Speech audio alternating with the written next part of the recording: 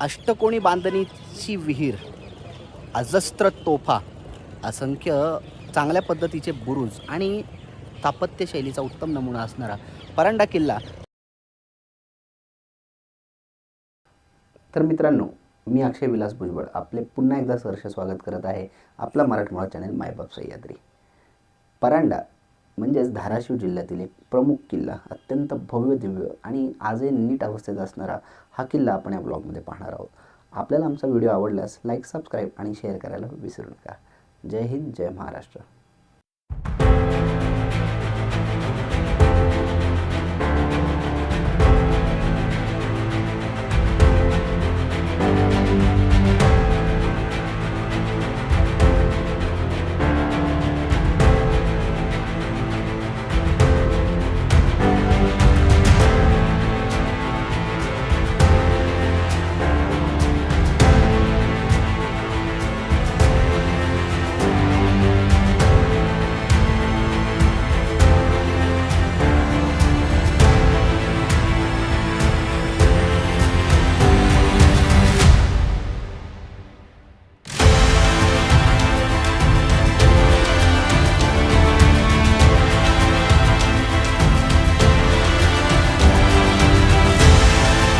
सरतेशेवटी आपण या परांड्याच्या किल्ल्याजवळ आलेलो आहोत.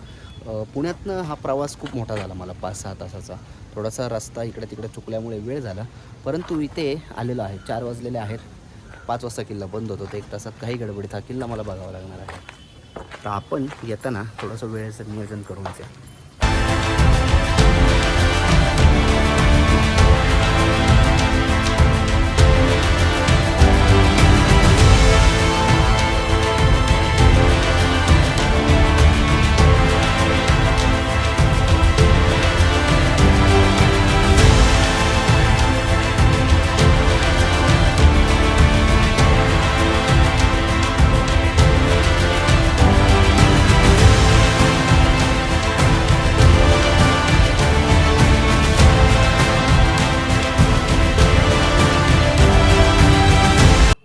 आत आल्यावर हे मुघली शैलीचं बांधकाम आपलं लक्ष येथे वेधून घेतं.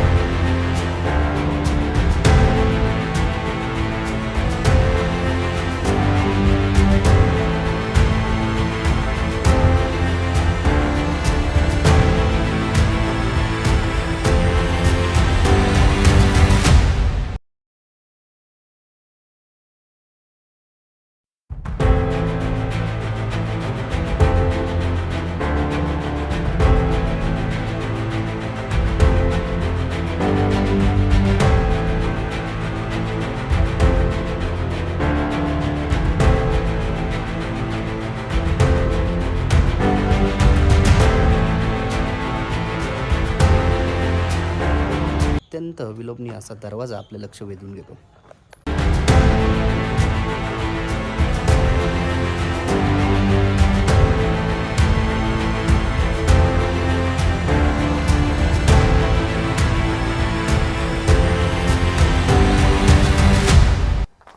मुख्य प्रवेशद्वार ओलांडले की डाव्या हाताला आपण जातो या शंभू महादेव मंदिराकडे.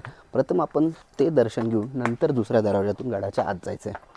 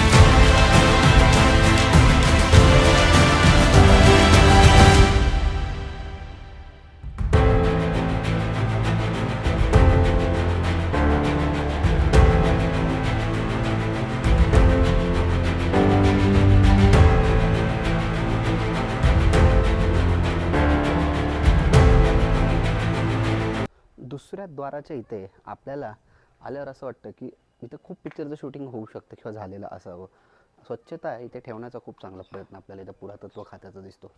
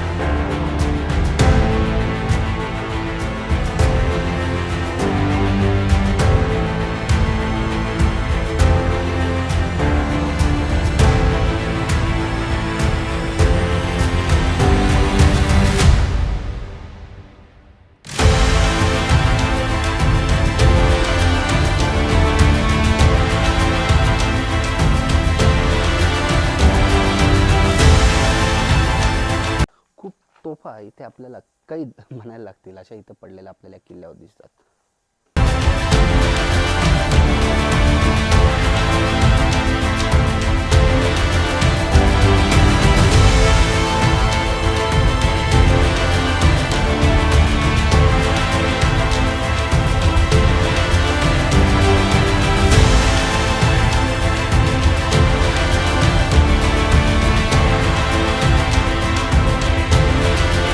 अत्यंत भव्य आणि वास्तुपूर्ण असणारा हा परांड्याचा किल्ला आपण ज्यावेळेस पाहतो त्यावेळेस आपल्याला असं वाटतं की आपले बाकीचे किल्ले असे का नाही.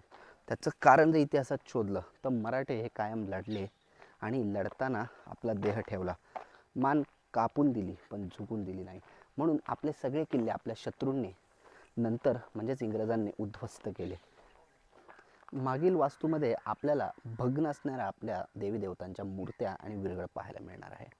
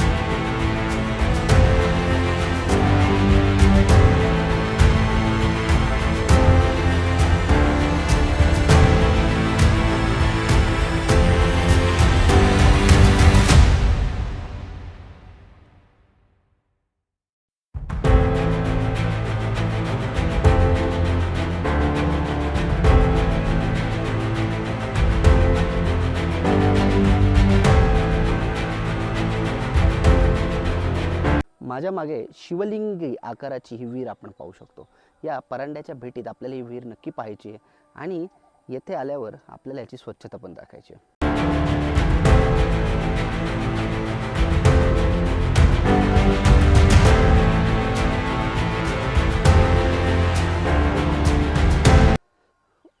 माझ्या मागे ही अष्टकोनी आकाराची अतिशय सुंदर अशी ही विहीर आपण पाहू शकतो.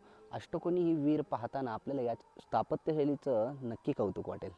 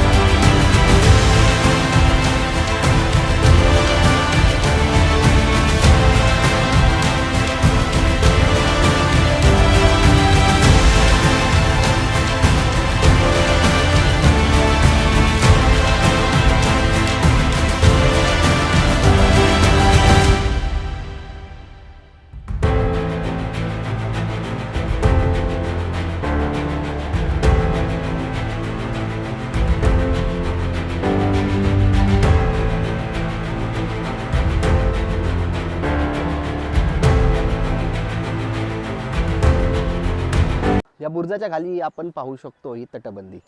तटबंदी पाहताना आमचे 2 मित्र एकदम तरुण आहेत दोघं या वयात किल्ले फिरतायत. त्यांचं अभिनंदन आपण करूयात आणि त्यांना विचारा कसं वाटतंय. काका कसं वाटतंय किल्ला बघताना? खूप अमेजिंग आहे. कृष्णादेवाने बांधलेला किल्ला आहे हा आणि 1000 वर्षापूर्वी बांधलेला किल्ला आहे. खूप सुंदर आहे. खरंच आहे. इथे गणपतीची आणि नागदेवतेची मूर्ती पण आहे, नरसिंह मंदिर आहे. आता आपल्या दोघांना नागाचं दर्शन झालं, त्यावरनं आपण नागदेवतेची मूर्ती आहे म्हणू शकतो. आणि खूप छान वाटते तुम्ही या वयात देखील आवर्जून पाहायला येत आहे. असाच उत्साह तरुण पिढीला तुम्ही नक्की सांगा या सगळ्यांना. धन्यवाद. नक्कीच किल्ले पाहिल्यानंतर त्या लोकांची एनर्जी कळेल आणि त्यांच्यापासून तुम्हाला काही स्पिरिट घेता येईल. नक्कीच. एक खंदक म्हणजे किल्ल्याची एक तटबंदीच्या बाहेरचा भाग, जेणेकरून शत्रू आत यायच्या आधी ह्या खंदकातच हिंस्त्र प्राणी किंवा इथले पाणी, ह्यात असणारं पाणी, याची खोली, या सैनिकांना आधीच नको नको करून सोडायचं. त्यामुळे हे खंदक आपल्याला या किल्ल्यावर पाहताना याची रचना समजून घ्यायला एक सोपं पडत असेल की लढाईला किती उपयोगाचा होत असेल.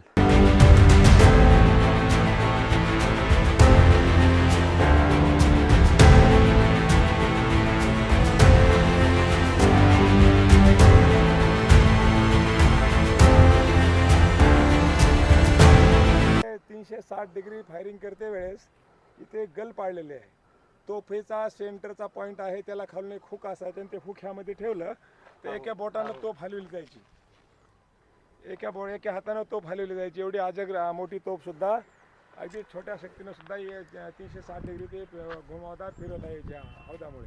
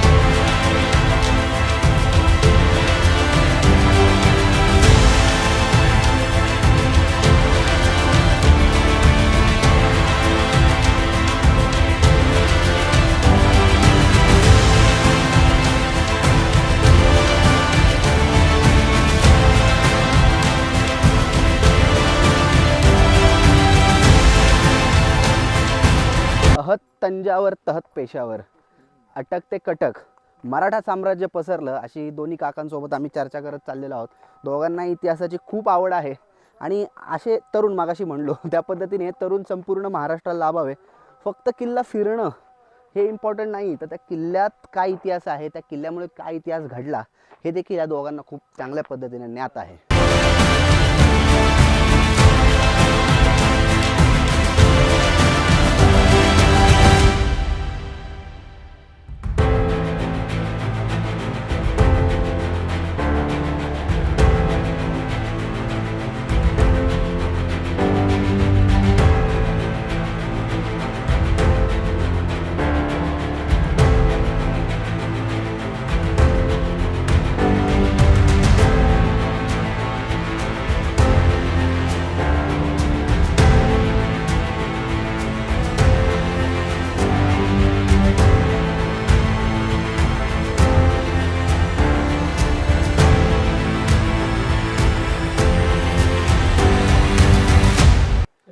शिवशंकराची पिंड इथे ठेवल्याचा आपल्याला अचंबा होतो, पण आहेही. आपण इथं ज्यावेळेस येतो त्यावेळेस इथे नक्की या पिंडीचं दर्शन घ्यावं.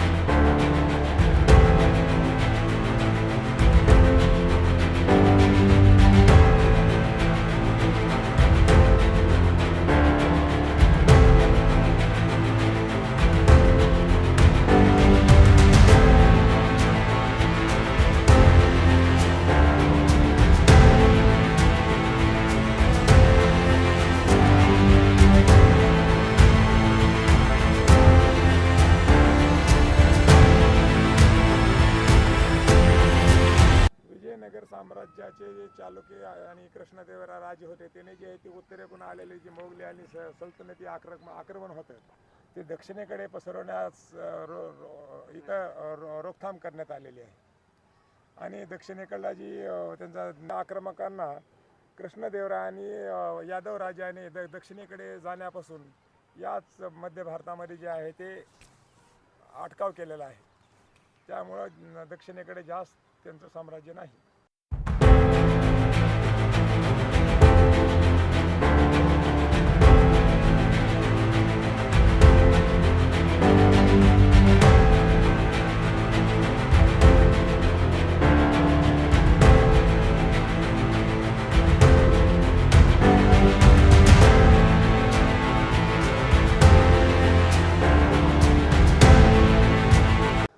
गडावरची सगळ्यात भव्य आजरा पायकरी तोफ आपण माझ्या मागे पाहू शकतो.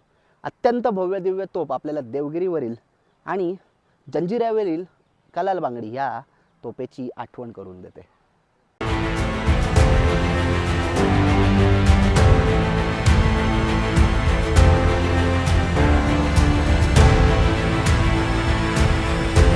बहमनी सुलतानांचा वजीर महमूद गावाने 15व्या शतकात या किल्ल्याची बांधणी केली. परांडा म्हणजे त्या काळातील एक प्रमुख केंद्र म्हणावं लागेल. सर्व सत्तास्थानांचं एक केंद्रबिंदू किंवा येथे होऊनच सगळ्यांना जावं लागायचं असं हे परांडा शहर परांडा त्या काळात महत्त्वाचं होतं. म्हणून महमूद गावाने येथे या किल्ल्याची निर्मिती केली.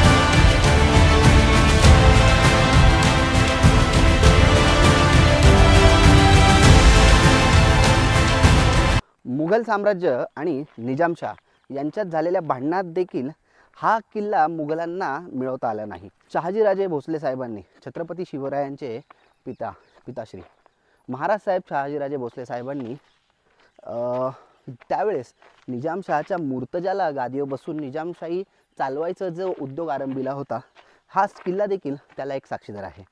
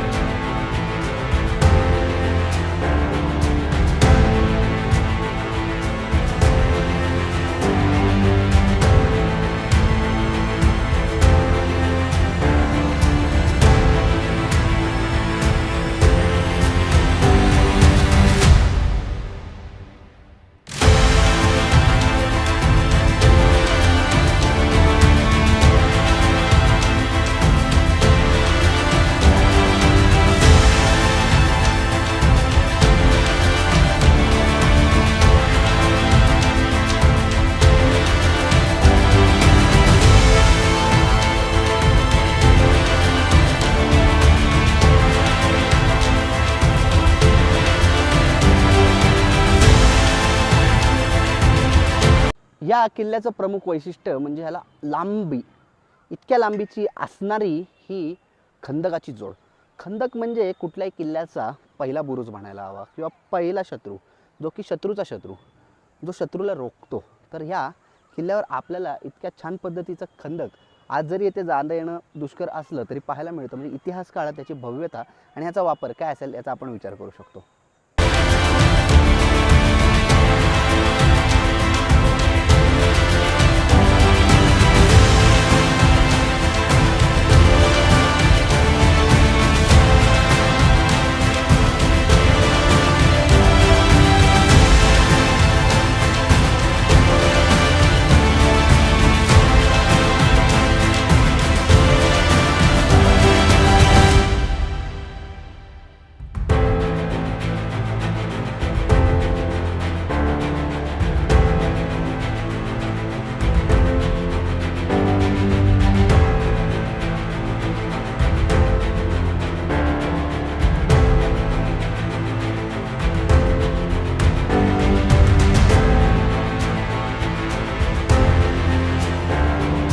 परांड्याच्या प्रत्येक किंवा म्हणून जास्तीत जास्त बुरुजांवर आपल्याला तोफा दिसतात.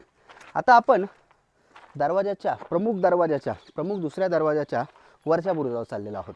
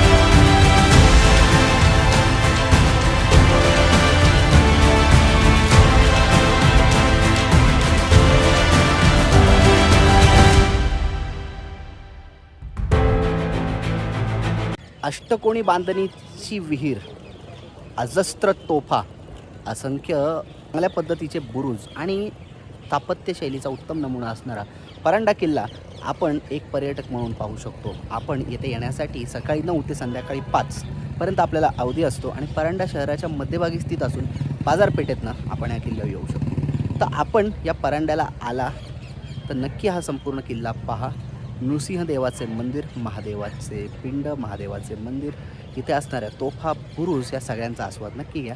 आणि आमचा व्हिडिओ आवडला असल्यास लाईक, सबस्क्राईब आणि शेअर करायला विसरू नका. छत्रपती शिवाजी महाराज की जय.